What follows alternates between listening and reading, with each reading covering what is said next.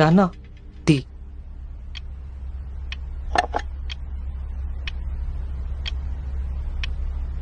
మీ స్కూల్లో ఆడపిల్లలు ఉన్నారా? ఉంటారు. ఆడపిల్ల ఏడుపు ఎప్పుడన్నా చూసావా? ఒరే, స్త్రీ అంటే ప్రకృతి, స్త్రీ అంటే దేవత, స్త్రీ అంటే ఎన్నో వింతల్ని విచిత్రాల్ని తనలో దాచుకున్న ఒక అద్భుతం.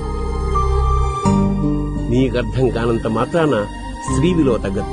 కాబట్టి స్త్రీని అర్థం చేసుకోవడానికి ప్రయత్నించినా అర్థం కాదు. నువ్వు జీవితంలో ఏమీ సాధించక్కర్లేదు.